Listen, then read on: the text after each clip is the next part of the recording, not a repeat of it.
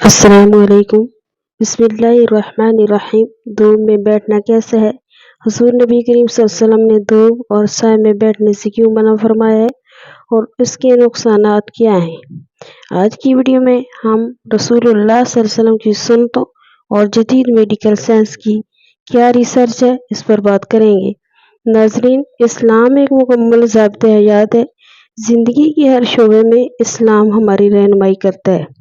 یہی وجہ ہے کہ آج 1400 سال گزر جانے کے باوجود پیغمبر اسلام کی تعلیمات نہ صرف مسلمانوں بلکہ ہر انسانی معاشرے کے لیے مشعل راہ ہے۔ جدید سائنس بھی ان تعلیمات سے متاثر ہے اور یہ کہنے پر مجبور ہو گئی ہے کہ انسانی وجود کی سالمیت اسلامی تعلیمات پر عمل پیرا ہونے سے ہی ممکن ہے۔ حضور نبی کریم صلی اللہ علیہ وسلم دائیں جانب منہ قبلہ ہو کر آرام فرماتے تھے۔ آج سائنس کہتی ہے کہ دل بائیں طرف ہے۔ اگر بائیں طرف لیٹیں تو دل کے امراض پیدا ہونے کا کبھی خطرہ ہوتا ہے، کیونکہ بائیں کروٹ لیٹنے سے معدہ اور آنتوں کا بوجھ دل پر پڑتا ہے، جس کی وجہ سے دوران خون اور دل کی حرکات میں کمی پیدا ہو جاتی ہے۔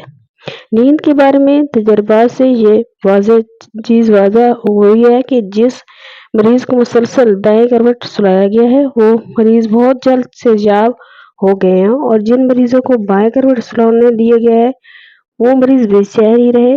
جدید تحقیق سے یہ بات ازر من الشمس ہے کہ دائیں طرف سونا دل اور معدے کے امراض سے بچاتا ہے، حتیٰ کہ بے ہوشی اور مسلسل بے ہوشی سے بھی محفوظ رکھتا ہے۔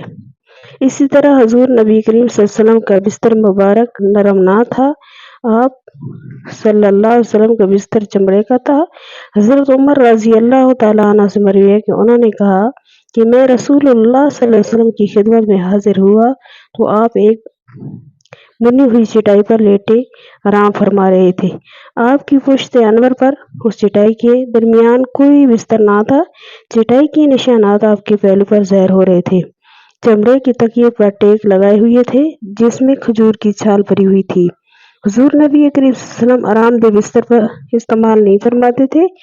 آج سائنسی تحقیقات نے یہ ثابت کر دی ہے کہ آپ کا یہ معمول طبی اصولوں کے مطابق اور بے شمار فوائد پر مشتمل تھا۔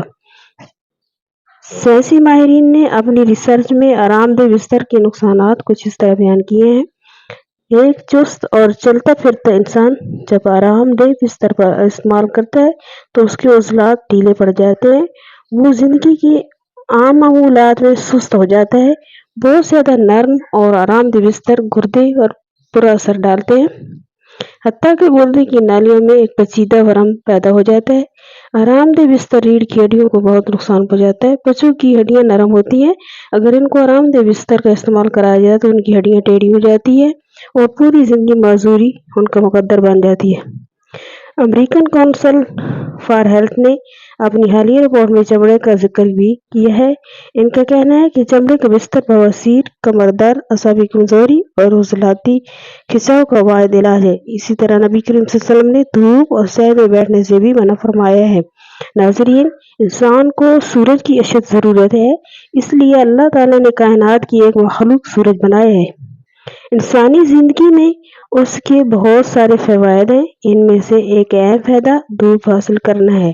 یہ دھوپ انسان کے ساتھ تقریباً تمام مخلوقات کی ضرورت ہے۔ انسان کے تمام تر اعمال کا دار و مدار دھوپ پہ ہے۔ اس دھوپ سے دیگر فوائد کے علاوہ جسمانی فوائد بھی ملتے ہیں۔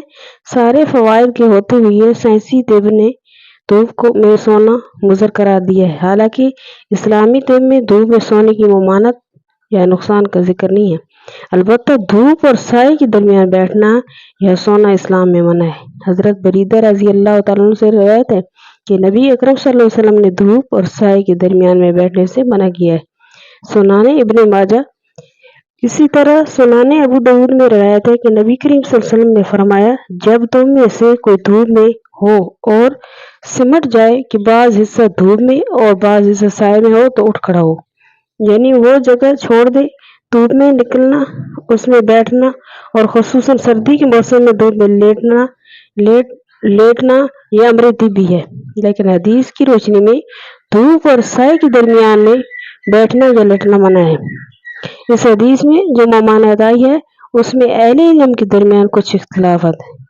راجح بات یہ ہے کہ یہ ممانعت ادب و ارشاد کے زمرے میں ہے، اس سے کراہت پر معمول کی جائے گی، حرمت پہ نہیں، کیونکہ حرمت پر دلالت کرنے کی نص ہے۔ گویا دھوپ اور سوئے کے درمیان لیٹنا یا بیٹھنا مکروہ ہے، حرام نہیں ہے۔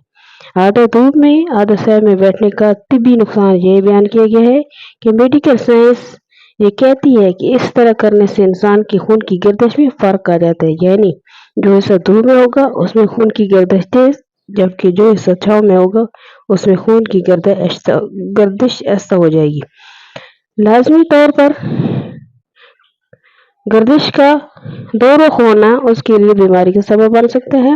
سبحان اللہ، کیا ہی حکمت ہے۔ فرمان رسول صلی اللہ علیہ وسلم نے جب سائنس کا وجود ہی نہیں تھا تب بھی یہ سب بتا دیا۔ ایک روایت میں ہے کہ نبی کریم صلی اللہ علیہ وسلم نے دھوپ اور سایہ والی جگہ پر بیٹھنے سے منع فرمایا ہے اور فرمایا شیطان کے بیٹھنے کی جگہ ہے۔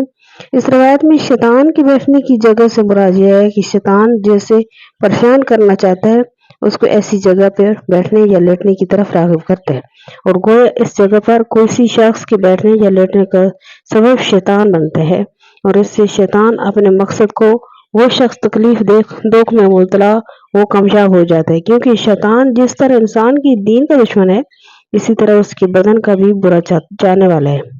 خلاصہ یہ کہ آپ صلی اللہ علیہ وسلم کا یہ حکم طبی اعتبار سے ہے کیونکہ اس میں نقصان کا اندیشہ ہے، ورنہ شرعاً اس طرح کرنے میں کوئی گناہ نہیں ہے بلکہ اس سے بچ جانا بہتر ہے۔ یعنی یہ حکم وجوبی اور تاکیدی نہیں ہے بلکہ مشفقانہ اور خیرخواہی پر مبنی ہے۔ اسی طرح نبی کریم صلی اللہ علیہ وسلم نے اوندے منہ لیٹنے سے بھی منع فرمایا ہے۔ اوندے منہ لیٹنے سے تمام اعضاء ہضم اور اعضاء رئیسہ اوندے اور بے ترتیب ہو جاتے ہیں۔ اس کا سب سے پہلا نقصان دماغ پر پڑتا ہے۔ دماغی لہریں اپنی ترتیب سے ہٹ کر دوسرا منفی رخ اختیار کر لیتی ہیں، حالانکہ وہ مسلسل مثبت انداز سے انسان کو فائدہ پہنچاتی ہیں۔ جب یہ لہریں منفی آتی ہیں تو آدمی کو ڈراؤنے خواب آتے ہیں، حتیٰ کہ ماہر نفسیات کے مطابق ایسے شخص کی زندگی کا رخ بھی اپنی ترتیب سے ہٹ جاتا ہے اور وہ الٹی سوچ کا حامل ہو جاتا ہے۔ اسی طرح احادیث میں زیادہ سونے سے بھی منع فرمایا گیا ہے۔ زیادہ سونے سے بدن میں سستی اور کسل مندی ہو جاتی ہے، جس سے جہاں دنیا کے کاموں میں حرجہ بڑھتا ہے اور وہاں دین کو بھی سری نقصان پہنچتا ہے۔ زیادہ سونے سے مرگی، اشاق الرحم، ہسٹیریا اور بے خوابی کی مرض میں اضافہ ہوتا ہے۔ زیادہ سونے سے آنکھوں کے امراض، خاص طور پر پپوتوں کی ورم پیدا ہوتے ہیں۔ زیادہ سونے سے بدخوابی کا مرض پیدا ہوتا ہے اور بدخوابی کے مریضوں کے لیے زیادہ سونا سم قاتل سے کم نہیں۔ اللہ تعالیٰ سے دعا ہے کہ اللہ پاک ہمیں نبی کریم صلی اللہ علیہ وسلم کے مبارک طریقوں پر عمل پیرا ہونے کی توفیق عطا فرمائے۔ آمین ثم آمین یا رب العالمین۔